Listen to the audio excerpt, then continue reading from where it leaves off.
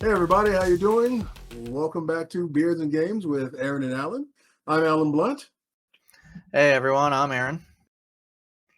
Okay, well, we're gonna talk about more game stuff. I hope you saw the last episode and our little bit of attribution to Palladium Games, as well as going over uh, basic rule sets. That's going to be my specialty because I'm a Savage Worlds junkie.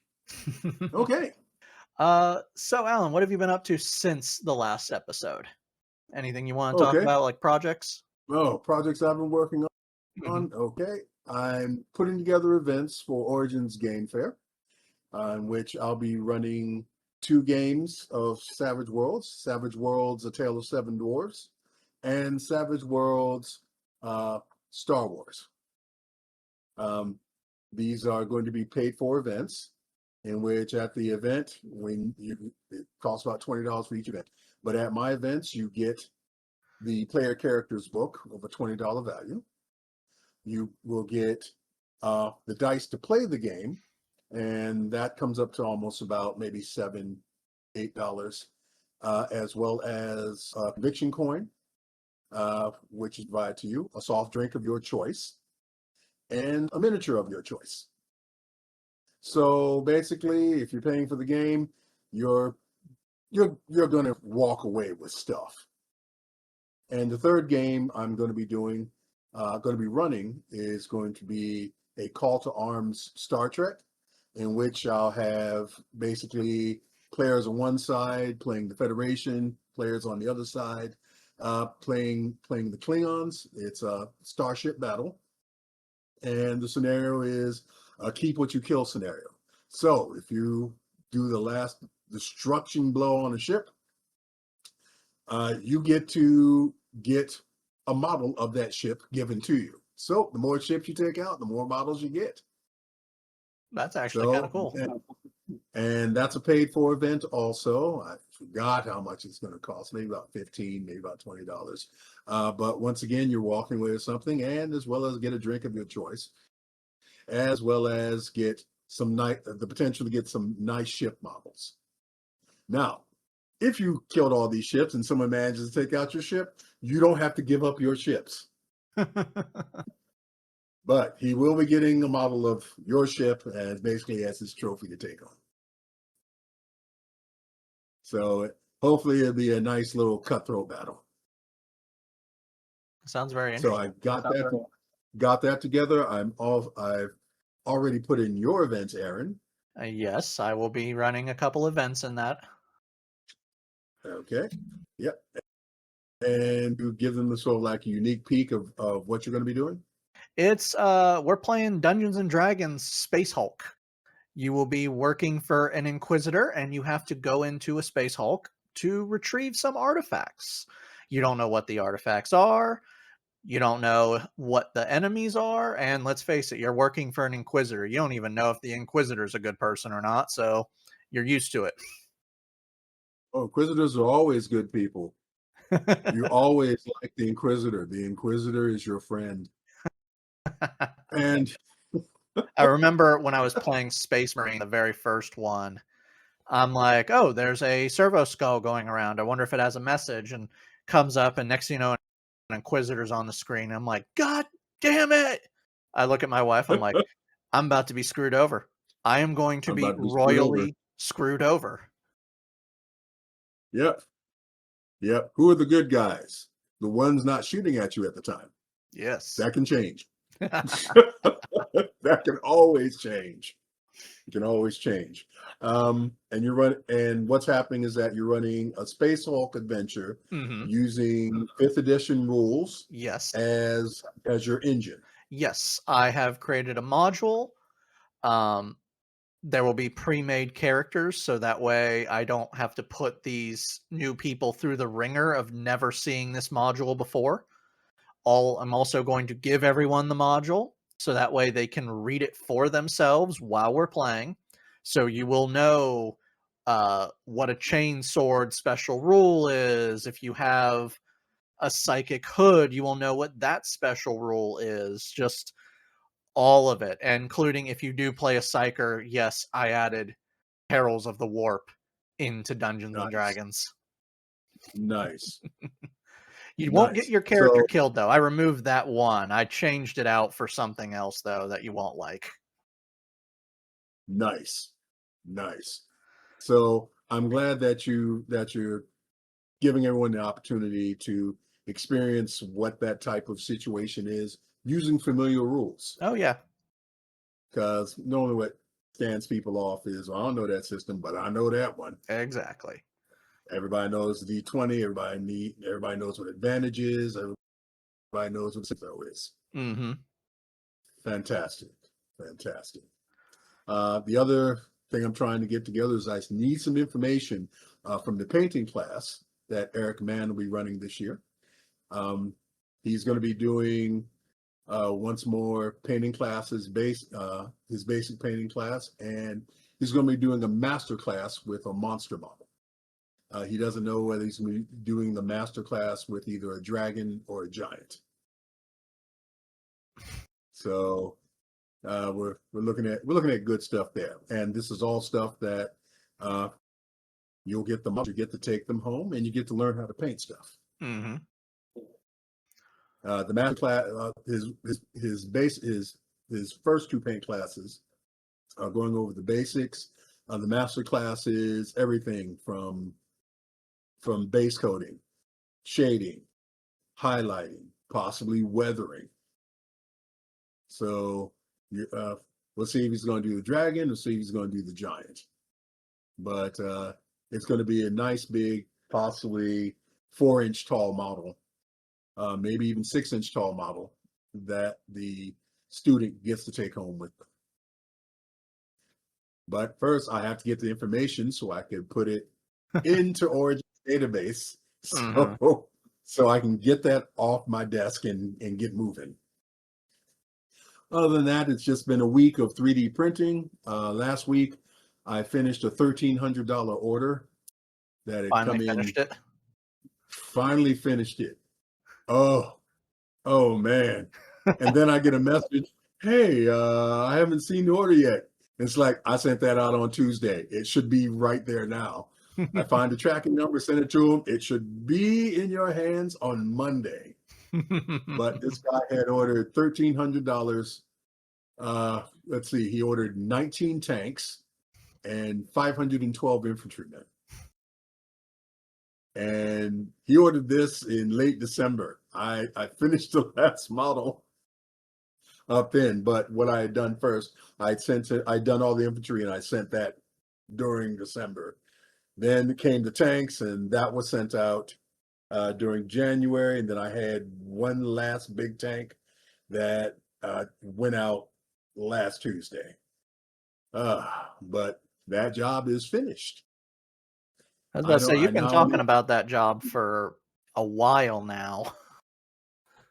Oh, can you see through my tears? Everything is blurry. It's like working in the field. It got to the point it felt like working in the fields. But no. That was, I don't think I want to do that again.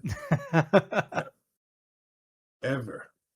Also, hell, she's in the next room. Got involved in another Kickstarter. Oh boy. Yep. Pinnacle Entertainment Group is doing their 30th anniversary of Deadlands, in which they're giving a new Deadlands. They are, producing a new Deadlands book that has all the Savage Worlds integrated into it, as well as a nice leather-bound edition, which is only available to the Kickstarter. Beautiful red leather. Specific metal conviction coins, nice bestiary, as well as digital files for this stuff, and well as a regular book with they always manage to put bookmarks and tabs in every book that they produce. Beautiful plates, beautiful art, fantastic format and layout, and the book has a glow-in-the-dark cover. And the hint is the Manitous always come out at night. So, so envision your glow in the dark cover staring at you middle of the night. You didn't expect it. Hopefully, you expected it if you invested into it. But you can check it out. You can check it out with Pinnacle Entertainment Group, Deadlands 30th anniversary. Get involved with it if you can. These people are great. You got nothing to lose. Oh, I saw that coming up. Huh? I saw that coming up. It suggested it to me on one of the social media pages I'm on. I just like, Oh, oh, I yeah. didn't know they had a Kickstarter coming up. Haven't seen many Kickstarters recently, and then that one popped up. Oh, yes. Well, you fit the algorithm. Possibly because they cross hatch you with me because I'm their Kickstarter addict. It's like, okay, I remember waiting for Science Companion to come out for Savage Worlds, and this was about a couple of years ago.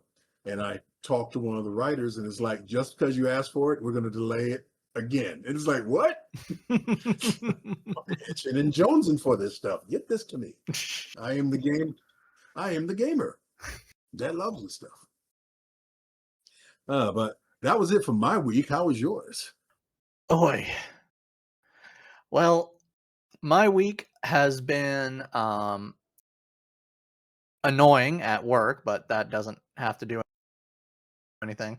Not all I have been doing is one getting as the time of this recording, we have not released episode 1 yet because I have been working on the release of that episode and getting it ready to go live. And when I say that, I mean I was in the middle of editing it when all of a sudden I'm like, you know what? I need different overlays. So I paused the editing, jumped into Adobe, made brand new overlays, put it into the video. I'm like, this looks better. Okay. And As between long as the that, number, I had to make art to promote my book. I'm working on my next yes. book. What is the So name of your book again, sir? my book is titled From the Shadows. It is a sword and sorcery dark fantasy with a bunch of trauma-ridden smart-ass adventurers trying to Yes. survive in the eternal realm of darkness. It was very, very fun and tiring creating a whole cosmology and systems of how magic and all that works for this book. It was Good. very interesting.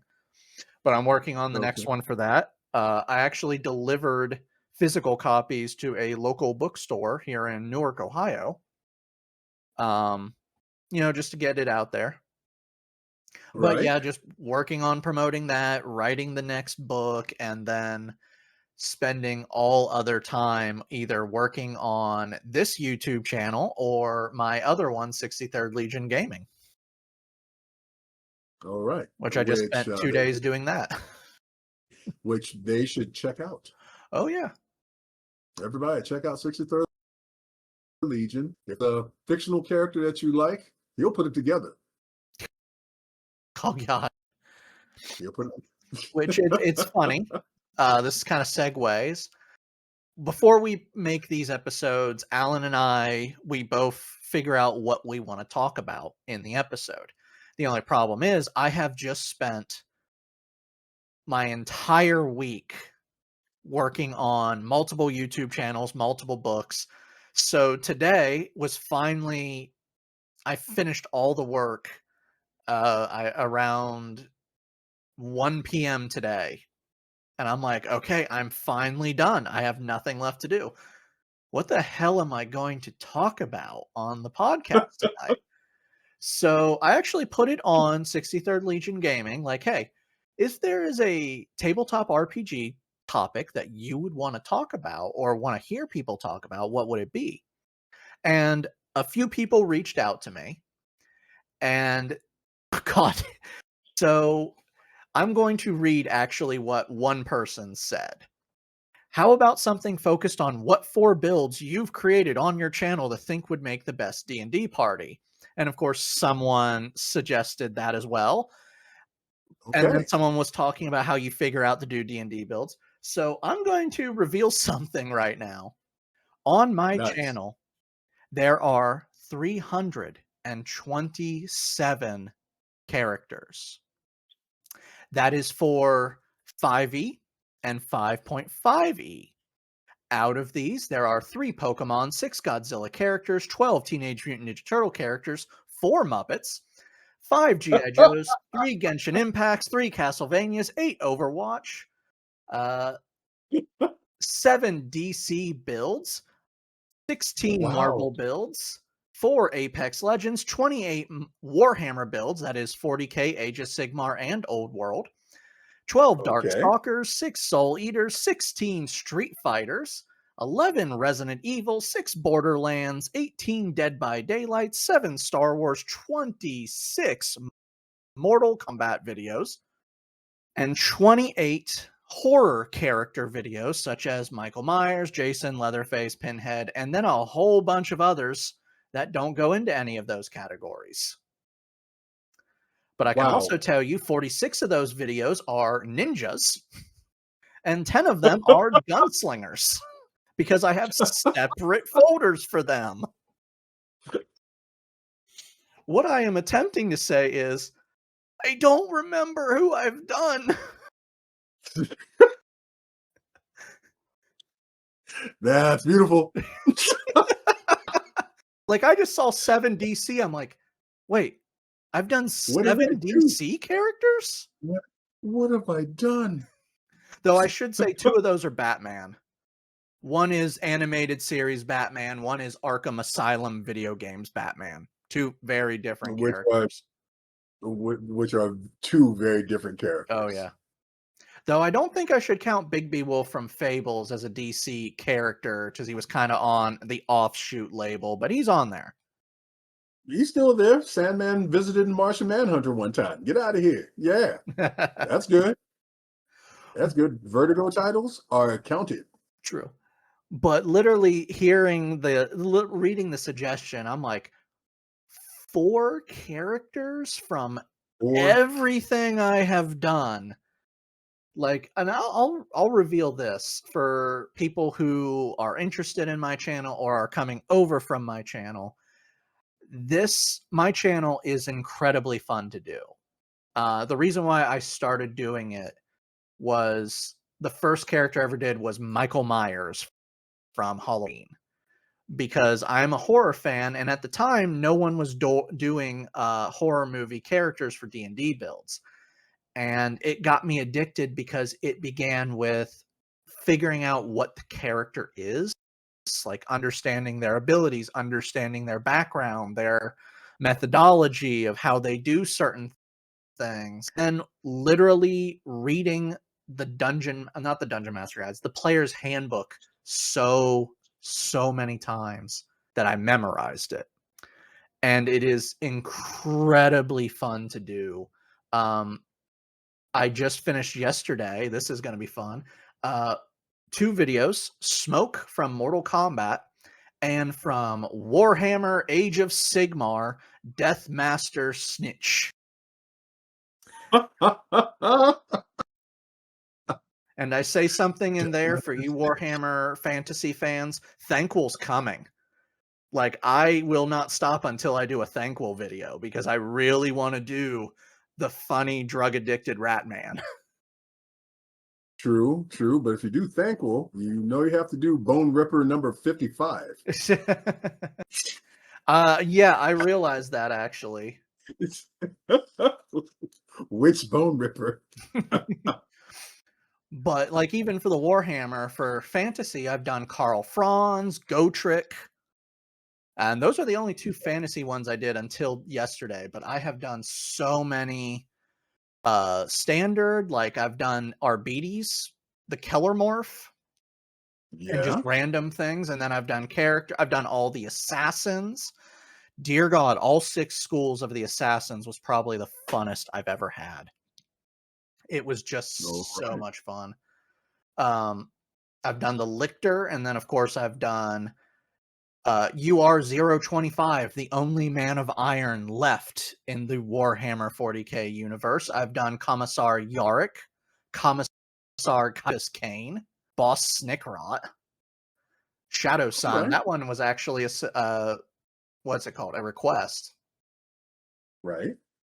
But this is actually, I've really enjoyed doing this. So this is what I'm doing on my segment. I'm talking about my channel, even though I really didn't want to do that too much.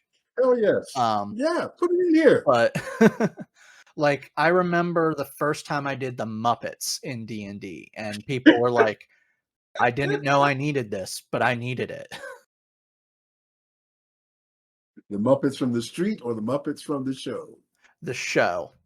I've done The show. I've Okay. done Gonzo, Kermit, Animal, and Uncle Deadly. Uncle Dudley. Oh wow. I'm surprised you haven't done Sam yet. Sam is in my list. Okay. So I do polls on my Patreon. They're for free. So if you want to join, you can Okay. totally join for free and vote for free. Right. Paid subscribers get my videos 2 days early, ad free. But so I do Good. polls. After 3 times in the poll, a character gets kicked out if it doesn't get voted. So Miss Piggy has kicked out of the polls. So she is going to eventually get a video. Oh, Sam, Rizzo, and Crazy Harry are next on my list for tackling. okay. Nice. But it's an incredibly fun. Like, I never thought I would do Muppet video characters. I never thought I would do Genshin Impact. And if you know what Genshin Impact is, I am so sorry. It is such an annoying game. But I have a partner who very much loves it. And Nice. I'm pretty sure I've been threatened of, you either do these characters or you get stabbed. I actually found out about Genshin because someone requested it. Like, hey, could you do Duluc? I'm like, sure, I can do Duluc. I look into it, I make the character, and then I looked into how you get characters in Genshin Impact. So, Alan, I'm going to explain this to you, and you're going to hate this game. You get, of Okay. course, base characters for free, but then you get these gems, which you can buy wishes with. Now, yes, you can do microtransaction to buy wishes, but you also earn Of course. in-game currency to buy wishes. You then go to a course. banner. The banner has several characters, and you click wish. You then spend the wish points, and you get effectively a pack of trading cards where you don't know what's inside. It could be weapons, items, or characters. And some characters have different rarity to them. Oh, Oh, but wait, some Okay. of the banners don't last very long, so you'll have to wait, if you can't get the wishes to get the character you want, until the banner comes back. Wait a minute. It took my Is this a partner. money grab? You don't have to do it. It's a free game. Okay. They It's a free say, game. hey, there are microtransactions, but if you play the game, log in, you get gems to buy wishes. Play, level up, you get gems to buy wishes. You have to grind to get the wishes, or you pay money to get the wishes. But it took my partner 3 years to unlock Diluc.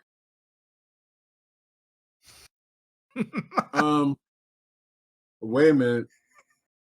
Wait a minute. I think I would have basically busted my phone up against the wall before getting past 1 month of that. 3 years. The wife loves it, so she's constantly playing it. I don't mind. She doesn't spend I'm money on I'm it. I'm glad she loves playing it. I'm glad she loves playing it. That just told me I'm not playing it. Oh, yeah. That just told me I will never play it. Now, if anybody else wants to play this thing, jump on in, have a good time. Mhm. That's a no for me. Yeah.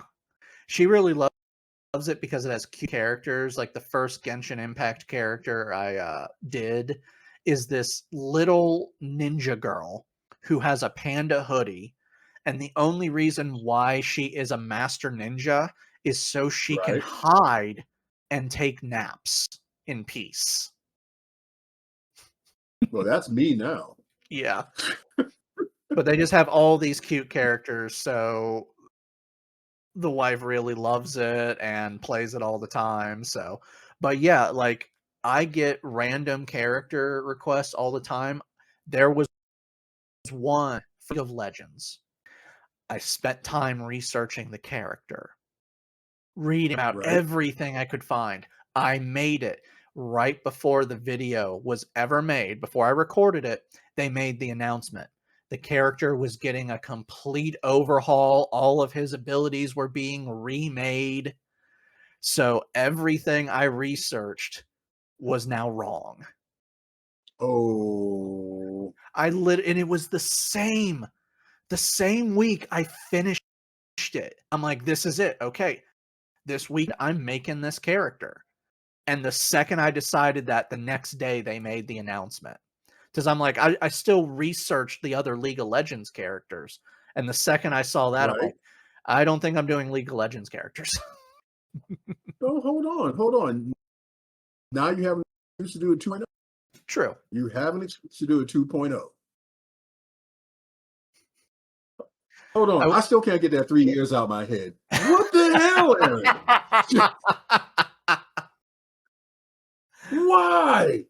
Why? I don't love anything that much. Oh, yes, I do. But 3 years? It took 3 years.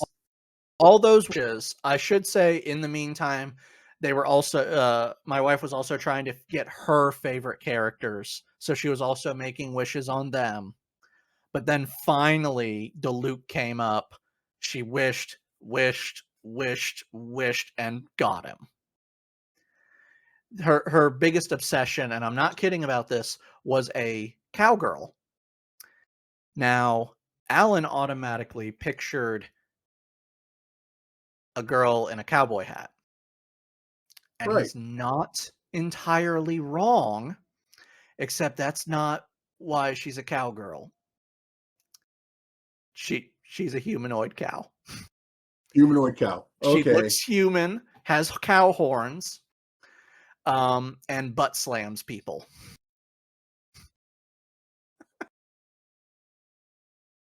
I'm getting hints of cow and chicken in this. My wife was Sorry. obsessed with trying to get that character and did not get it. Oh, wow. Okay.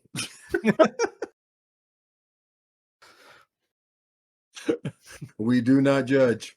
All right. Anyways, Oh, I judge my wife a lot. It doesn't matter. I love her regardless. we do not judge. I am neutral in this corner. Yeah.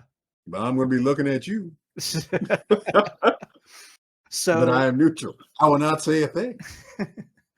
But that's all I wanted to say in my little segment, because yes, I will talk about my channel more on here, and I will definitely be talking about this channel over there. In fact, I'm going to be starting another D&D channel that is going to be a D&D campaign. I put it on pause for two reasons. One, to give one of the players who's going to be the composer.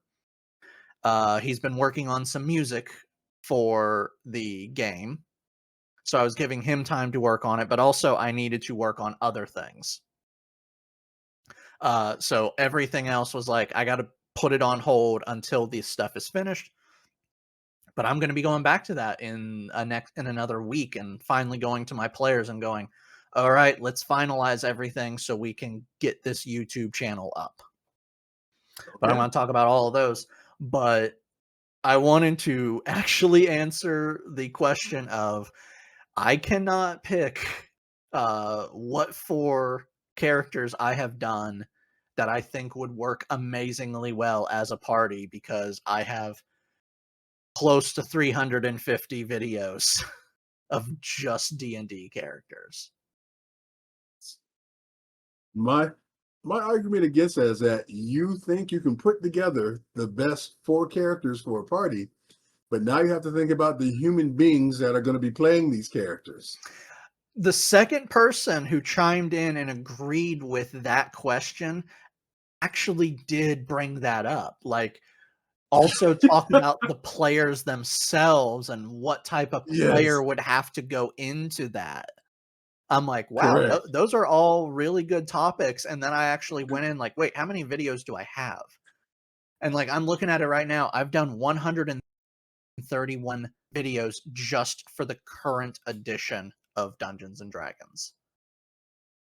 That's Okay. since the new edition has come out. Since Geralt from The Witcher, which was the very first 5.5 video I did, to He right should be. now. Geralt from The Witcher should be amazing. Yes, I am 100% for that. I've only watched 20 videos, and I'm to say I like what you do over there. Need to go check that out. Need to. I have a lot of fun. I So will say recently, and I guess it's because of the current climate, Captain America, the video I did for him was one of the funnest videos I've ever made and was just a real joy to work on. And when I say Captain America, I mean Steve Rogers. I figured out the other Captain Americas as well, and they'll come eventually. In fact, I think Bucky is coming up next month. I can't remember if he's March or April, but Bucky's coming up. But that video right there, it just made me feel good working on it because of who Steve Rogers is.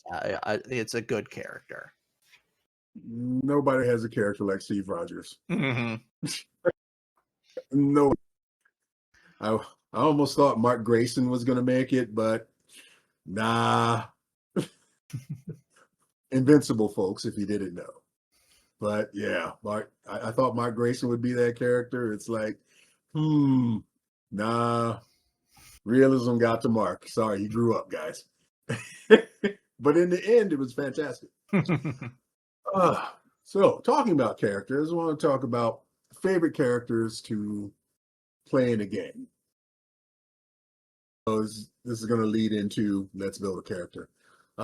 My favorite characters in the game is that when you think of the hero, you're thinking about the man striding, being gallant, leading people into adversity, leading people through combat, getting to the other side, always doing the right thing because he's the hero. Not my favorite character. My favorite character is the veteran of about several battles. This is the guy who became the sergeant, but not through gallantry, but through old age and treachery. This is the guy whose commander will ask him, I read a report that you hit somebody in their hearts 5 times. And it's like, sir, that report is wrong. I hit him 10. It's like, why would you do such a thing? If you're not cheating, you're not trying, sir. This is my favorite character. Think of Bronn of the Blackwater in Game of Thrones when he threw that guy out of the moon door. And it's like, oh, you don't fight like a knight. It's like, he did. It's like, that's my guy. That's my guy. This is the character. It's like, if I don't do nothing, we're going to die. Okay, let's do it. So we're going to charge forward for it, Adam, sir? No. We're going to move that way slightly while this unit's fighting it. Then we're going to hit it from the back or the side. The back is preferred, but we'll hit it from the side. And no one really cares where you stab them because in a knife fight, gallantry does not work that well. The Queensberry rules guy, yeah, stab him in the neck. Okay. You don't have time for rules. We're in war. Yeah, this is the type of guy who basically he'll treat someone fairly, and then he'll determine, okay, this guy is worth standing aside, or it might be, yeah, he's going in first, and I'm going to watch what happens.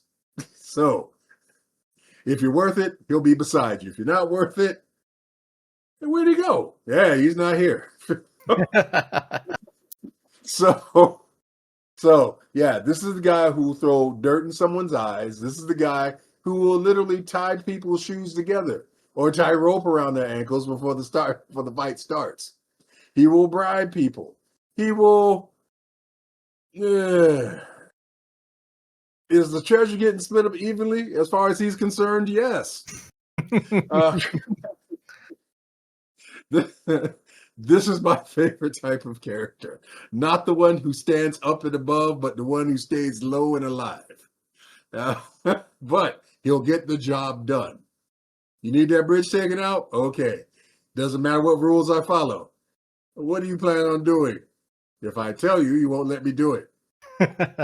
Like, it's like, will you be able to take the bridge? If you tell me no rules apply, as long as the bridge stays intact. Gotcha. And the next thing you know, it's only a war crime the first time.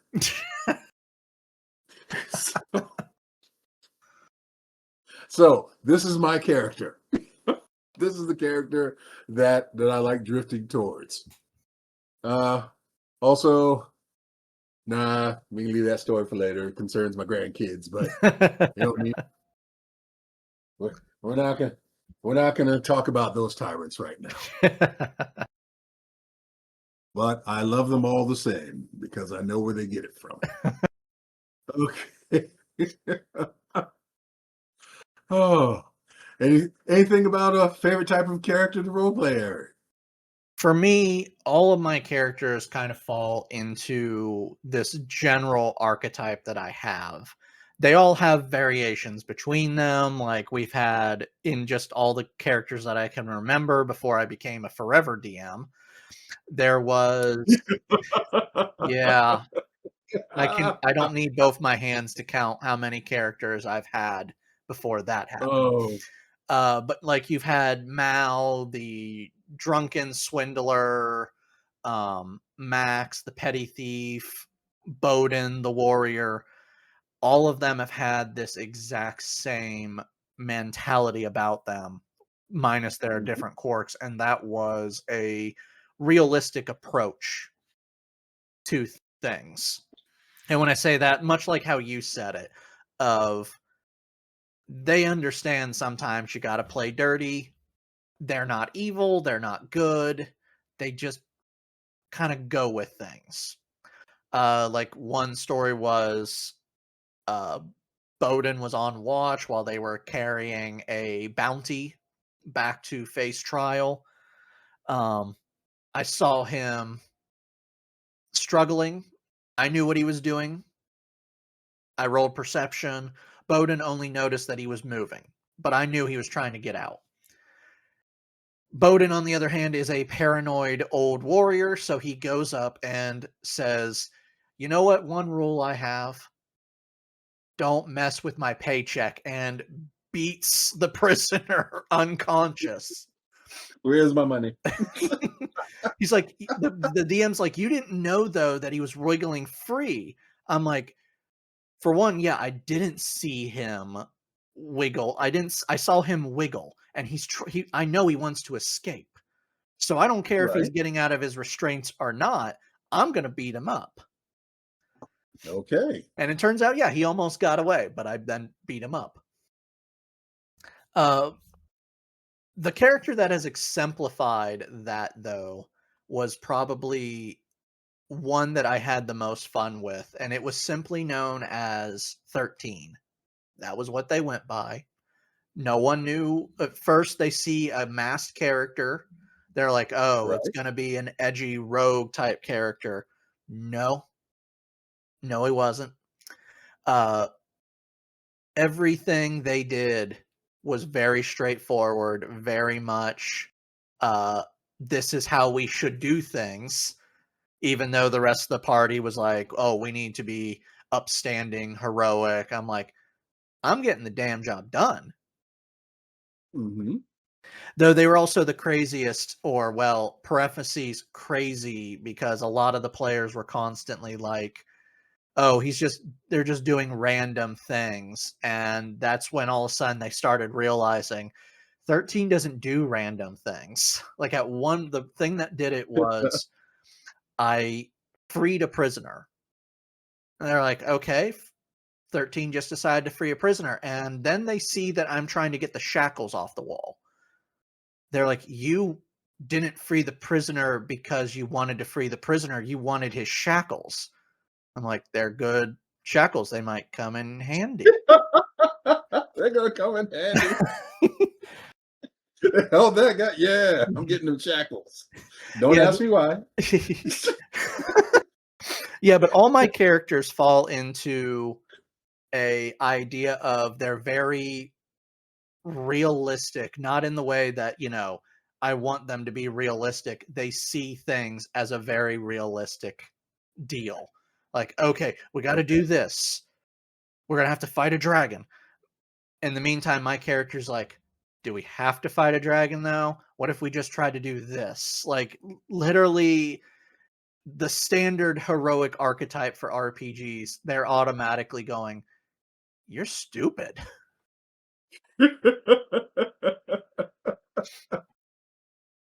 uh, uh. And how many times you got to play, Aaron? Oh, let's see. We How far have, back in time are we going? huh? How far back in time are we going? I might have become a forever DM within a year of learning Dungeons and Dragons. Yeah. Oh, wow. I think I made a grand total of, let's see, there was Blade Feather, the Kenku, Okay. Mal, the Tiefling Drunken Sailor, Okay.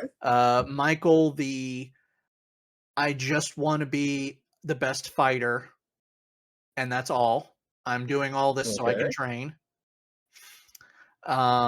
Bowden, which Bowden got remade 3 times because the DM decided to nuke his own setting and restart from the beginning.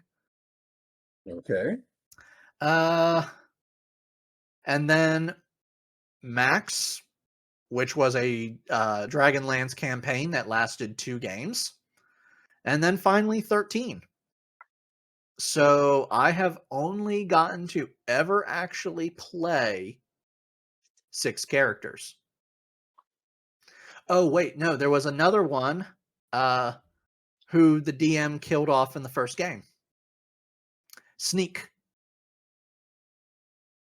Well, the Oh, wow. DM overstuffed the encounter, and there was only 2 real martial fighters. We were fighting zombies. Me and the paladin were holding the line. We were the only martial characters. I was dual wielding scimitars. He had a great Right. sword. He had not a great sword, a long sword and a shield. We were holding the line, and then he thought it was a kid. He thought it'd be funny to run away, which allowed the zombies to swarm me, flank me on all sides, and curb stomp me. And yep, they had a nice lunch. Yeah. To which Yeah. everyone went silent, because this was the very first game. Oh, wow. And they knew that this was the first time I had played in over a year because of all the other games I was DMing. So Right. everyone got very quiet. So I quickly went, you know what? Hold on. I got into my 3.5 folder, which was where a few of those characters were from. I grabbed Michael and I transferred him to 5th edition. And I was back in the game within like 15 minutes. I'm like, okay, I know these rules by heart. Quickly roll stats. What does fighter get in 5th edition? Wrote it all down. I'm back in. Oh, oh. Oh, well, at least it's not fast. It's not as fast as a traveler character who dies in creation. So yes. So sorry, Aaron. Oh, it's all right. Okay. The only real Okay. problem I have is my channel.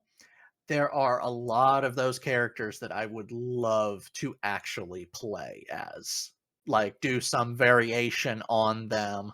Um, I think there's like 5 of them right now that I'm like, damn, I really want to play these characters.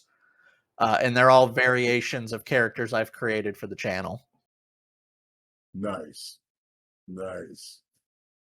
Oh, so you ready to make a character? Well, let's make a character.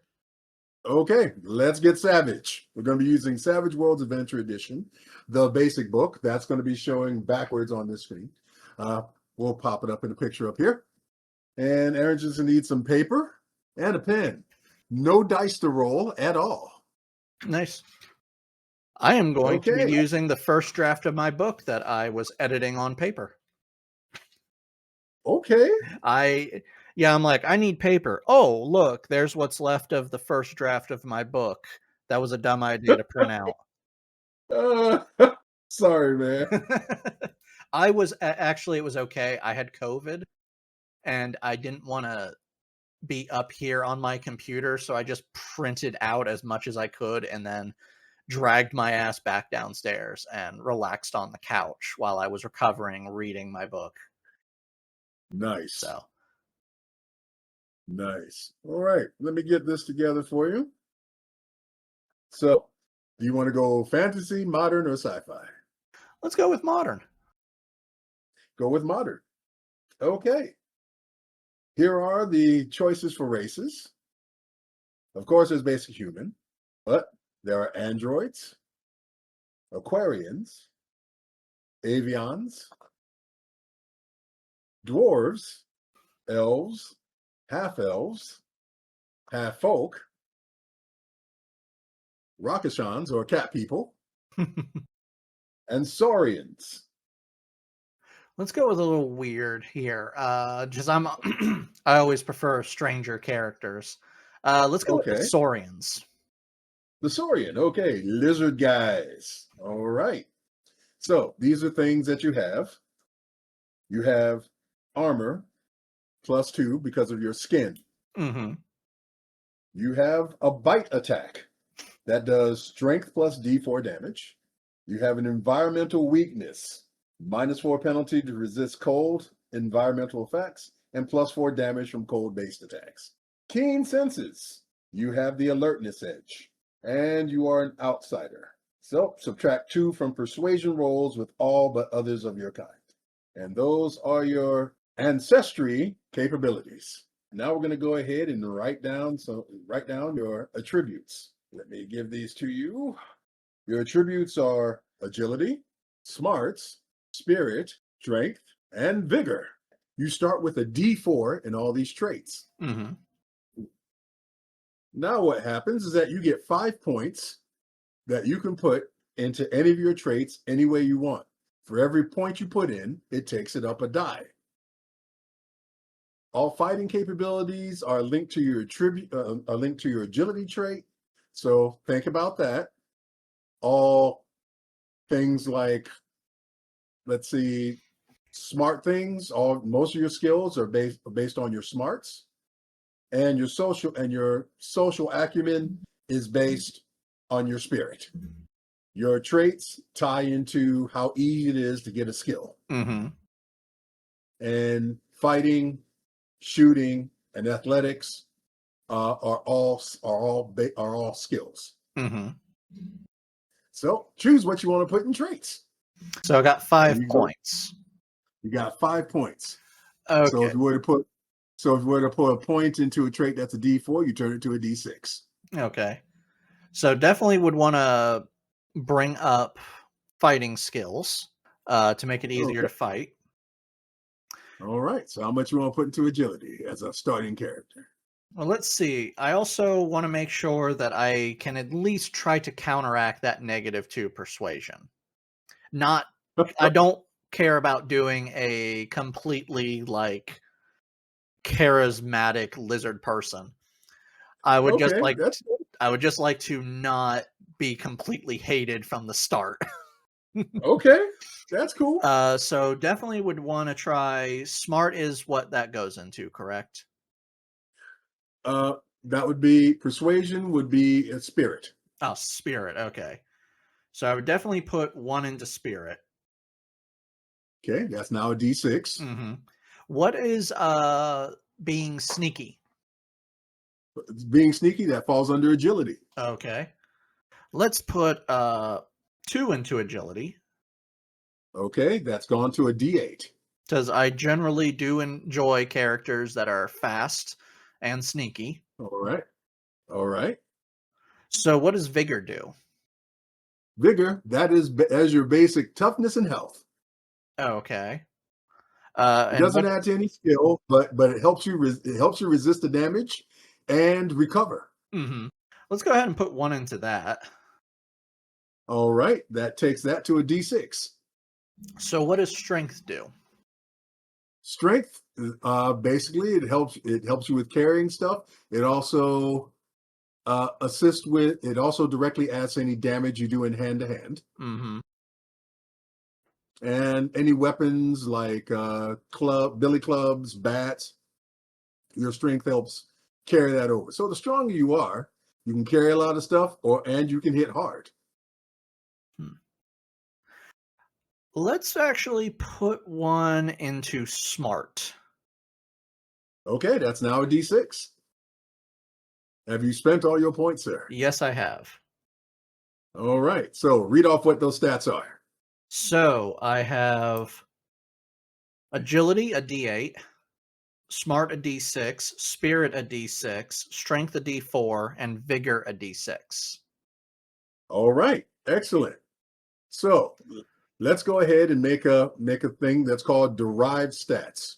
Derived stats. Some of these are going to be based on your skills, which you haven't written down yet. Some of these are going to be based on your base attack. So one of your derived stats is called toughness. Mm-hmm. Toughness is determined via vigor. What it is that you divide your vigor by 2 and add 2 to it. So what did you put into vigor? I put +1 into vigor. Okay, so vigor is a D6. Mm-hmm. All right, so half of a 6 is 3. Mm-hmm. Add 2 to it, and that turns into a 5. Okay. Now, one of your racial abilities is that skin armor you've got, Mm-hmm. which that also adds to your toughness. Okay. So your toughness ends up being a total of 7. Mm-hmm. And in parentheses, next to that 7, you're going to put 2. That's what your special armor bonus is. We've already added it on the 7, but the 2 is important in case it comes up to armor piercing. You can lose up to a max of 2 of your toughness Okay. for armor piercing attacks. Your pace right now is going to be 6, which is equivalent to you can move 12 yards in a combat round. Mm-hmm. And there's also should be parry, but parry is determined by what your fighting is. Okay. We haven't determined that yet. All right. Now we come down to skills. Okay. These are skills that every character has. You have athletics, common knowledge, notice, persuasion, and stealth. All of these skills start at D4. Mm-hmm. And these are the only skills that start D4. There are many other skills that you can choose. On top of those skills, there are others that you may want. Tell me what type of skills you want for your character. Well, that would really depend on the character themselves. Generally, like I said, I definitely go for stealth and speed characters. Stealth and speed characters. Mm-hmm. All right. So you're going to be putting some points into stealth. Mm-hmm. Anything else? Definitely a notice, probably. Notice? Yeah. Okay. So that way I know where be, things are. okay. That's going to be based on smarts. Mm-hmm. So go ahead and write down notice. That is a skill in here. Mm-hmm. Okay, yeah, notes is one of your everyman skill here. What else you want? Because you're going to get 12 points to spend on skills. Okay. And if the skill you have is equal to or under, is under what the stat it's linked to, it'll cost you 1 point. If it goes over what your attribute is, it's going to cost you 2 points. Okay. Okay. So there are several skills in this book. There's academics, battle, boating, driving, electronics, faith, fighting, focus, gambling, hacking, healing, intimidation, language, occult, performance, piloting, psionics, repair, research, writing, science, shooting, spellcasting, survival, taunt, thievery, and weird science. I didn't know we were playing in the Nice. 80s. Definitely shooting would probably be a Okay, write it down. Shooting is linked to agility, and you start with 0 in shooting. okay. Okay. What else you want? There's a Wrestling lot. is with athletics, Uh-huh. and fighting is hand to hand. Fighting. Fighting. Okay, start with a 0 in that. Athletics also keys into throwing things too. Okay. Anything you heard that you might want to pick up on? I don't know. A lot of that is definitely something I would probably spend a lot of time researching. Okay. You Too are much time talking, researching. you're talking to a guy who literally has to look at characters and figure out every equivalency you can connect to D&D. Okay. So. But this is the point in which you can pick up any skill you want. Mm-hmm. You can pick up skills as you advance through the game. Mm-hmm. Everything that you don't pick as a skill is going to be D4 minus 2. What does So, repair do? Repair. Okay. Repair helps you fix things like vehicles, and that's stealth. Repair over here. You are the mechanic, and it's based on smarts. The ability to take apart and or fix mechanical gadgets, vehicles, weapons, and simple electrical devices. It also covers the use of demolitions and explosives. I'll take that one. Okay, go ahead and write down repair. That starts at 0. Mhm. Anything else? No. Nope. Okay, let's go to it then. So you have 12 points to spend. What do you want to put those points into? Well, let's see. Would definitely want to be aware of things. I want to be stealthy. Okay, so you've got stealth, which starts at a D4, I believe. Yes. And every point and every die you increase, it's going to cost you 1 point until you equal your agility score. Okay. So I'll just start doing this. I'll put 2 points in it, which will automatically equal the agility. Which is a D8. Yes. All right. Shooting, that is also agility, I'm assuming, or Shooting is agility. You start at a 0. okay. So that would mean I'd have to put 3 in to get to a D8. Correct. Repair is smart, starts at a 0. So to get it to that, I'm going to have to put in +2. Okay, because your smarts is a D6. Mm-hmm. All right. Let's see. Now you can go. What is notice? Now, bear in mind, you can go above You can go above Mhm. your stat, but it's going to cost you 2 points to do it. That's why I'm doing it, matching it right Oh, now to figure out the math. So what's okay. notice? Notice is basically your detection skill. Mm-hmm.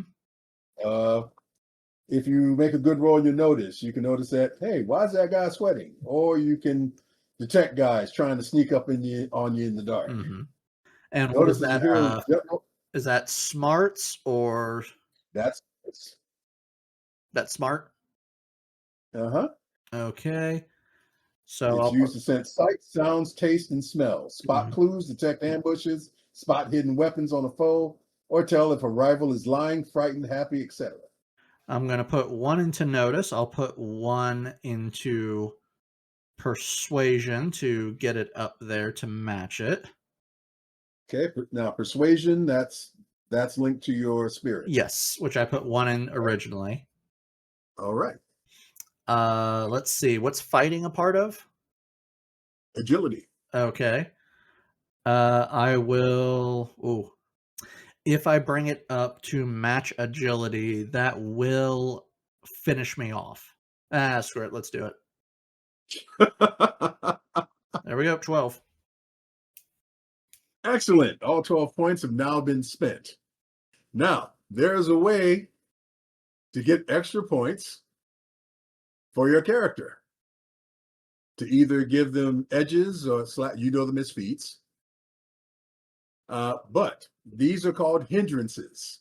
You can get up to about 4 points in hindrances, or what are called, you can get up to 4 perk points in hindrances. And these perk points can be spent to raise skills, buy edges,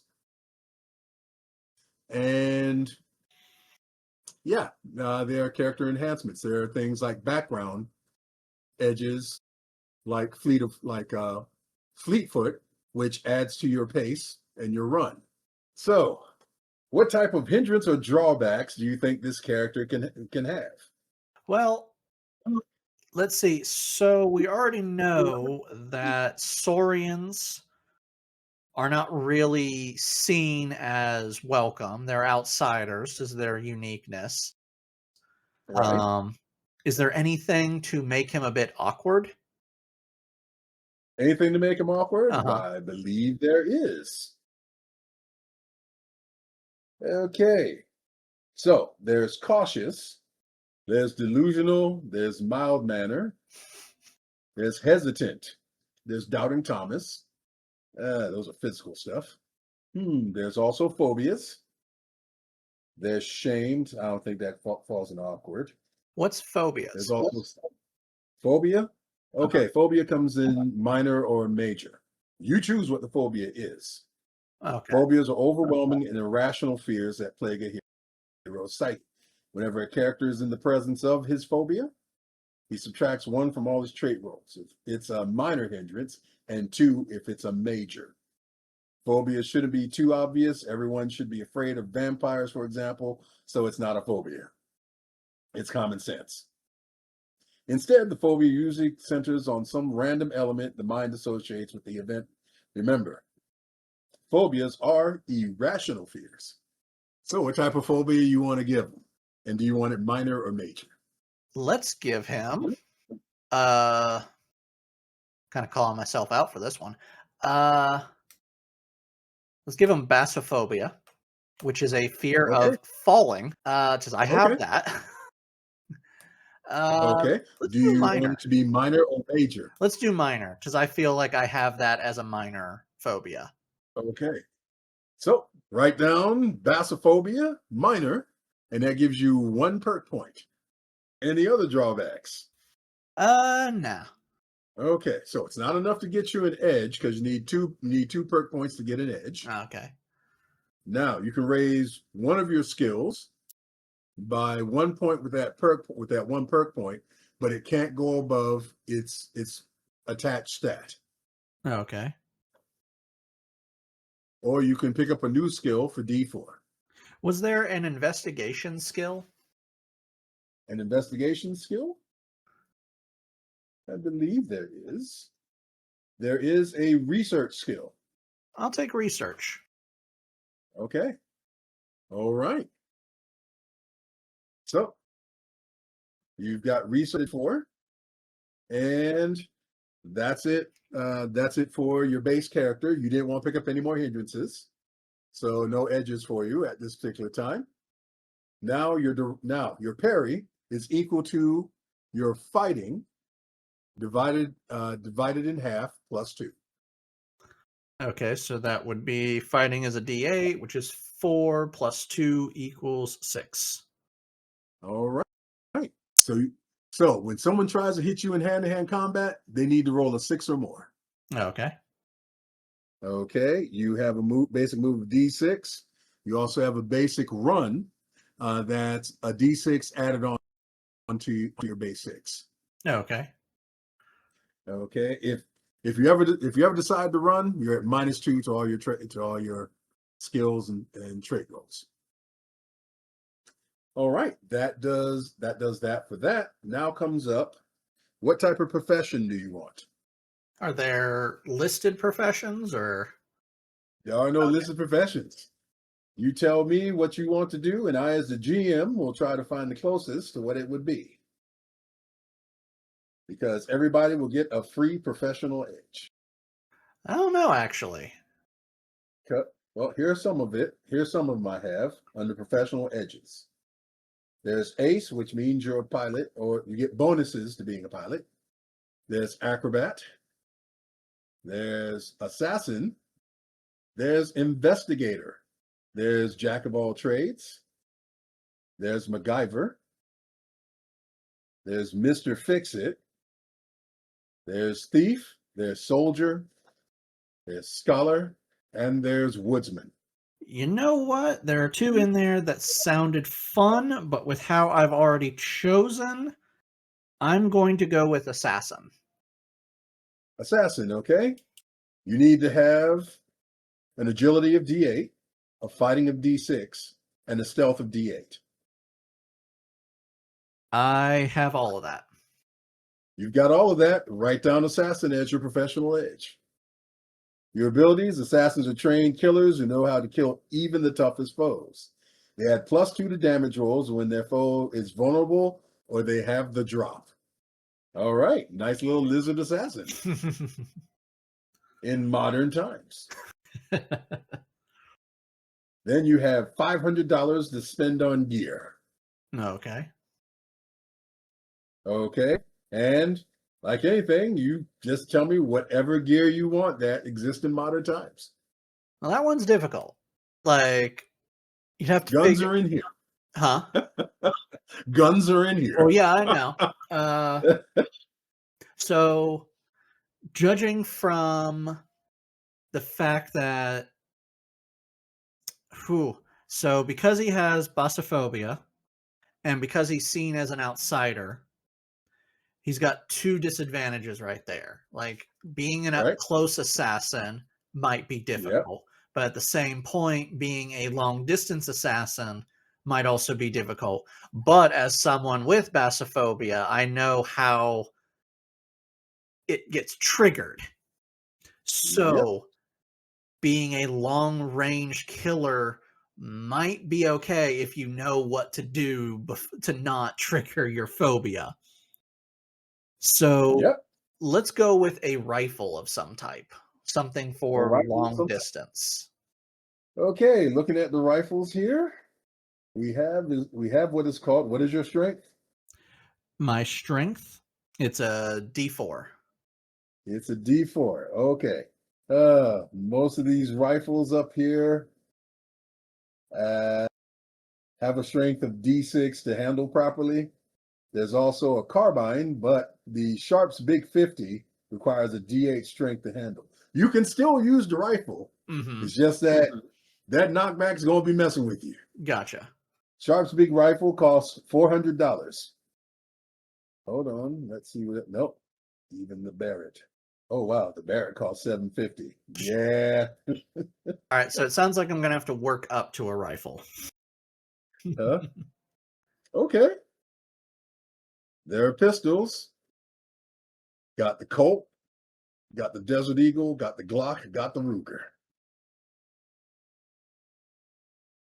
You can't use a Desert Eagle yet. That's a D6. I was about to say, there's no way a Desert Eagle is not a D6. Yeah, Desert Eagle's a D6.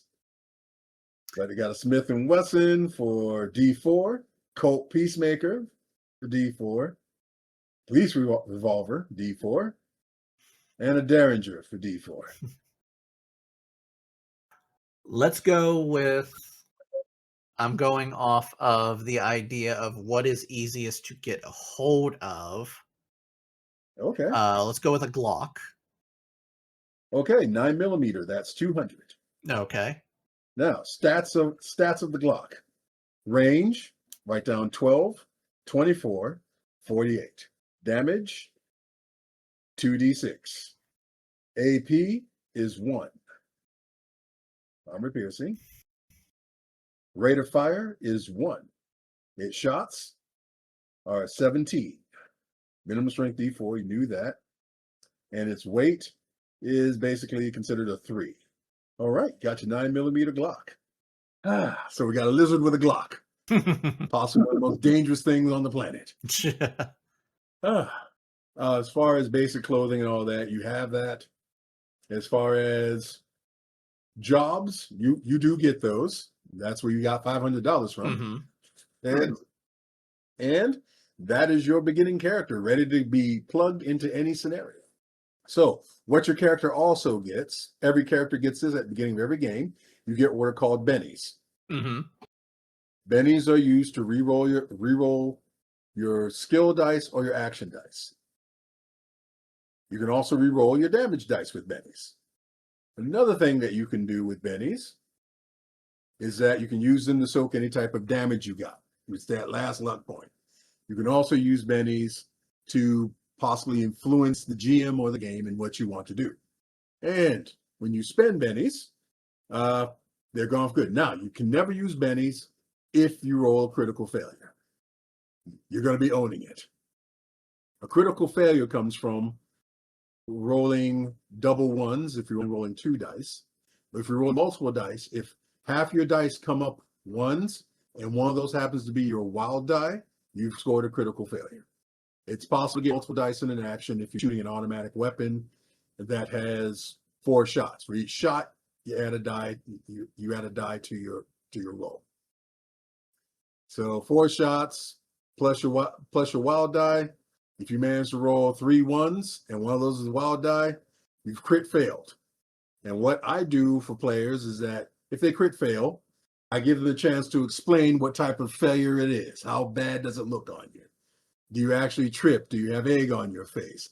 Did you shoot yourself in the foot? You get to determine. If you give us a good crit fail, you could earn a Benny, maybe even a conviction point, which is something that's earned over the campaign. But when you use a conviction point, it adds a D6 to any roll and it adds to anything.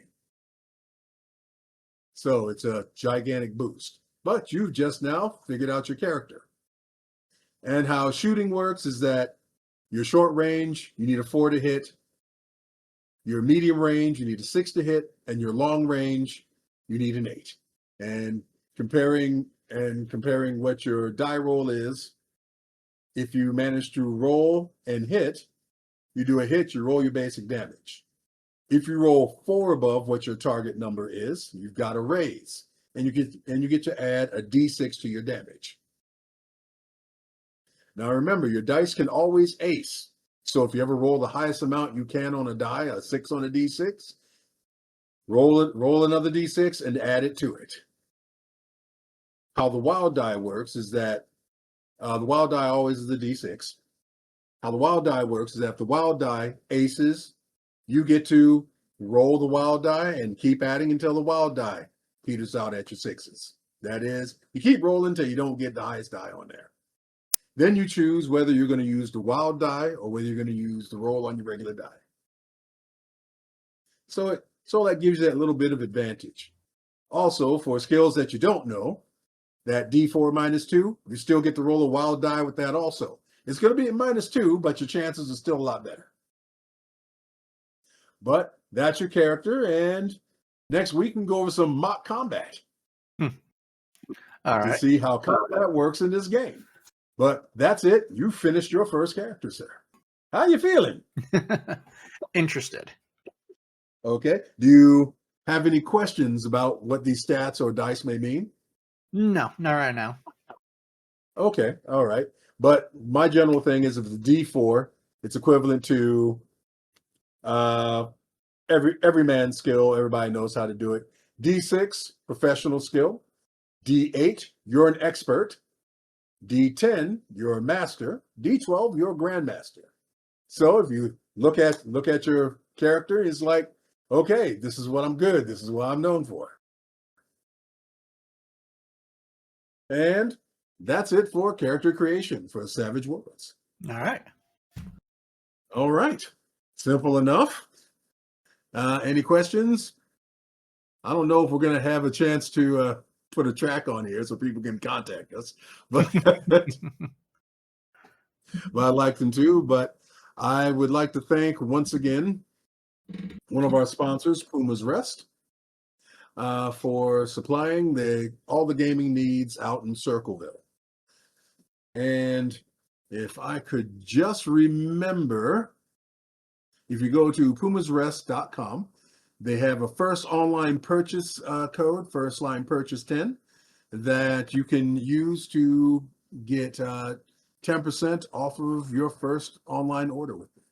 So, Puma's Rest. Also, I'd like to thank also Gale Force 9. They produce Tenfold Dungeon, which is a complete dungeon in a box. You'll like it. Anything left for you to say, Aaron? Nope. Other than thanks everyone for joining us. Remember to like and subscribe to the channel. It really does feed the algorithm, which pushes us out more, which means YouTube will promote us more. And heck, if you have any questions, throw a comment down. Any suggestions, throw a comment down. Or hell, just say something in the comments, and that will also feed the algorithm. It really helps for brand new videocasts, podcasts, all of that, for people to interact with us. So we would love to have some interactions with you guys.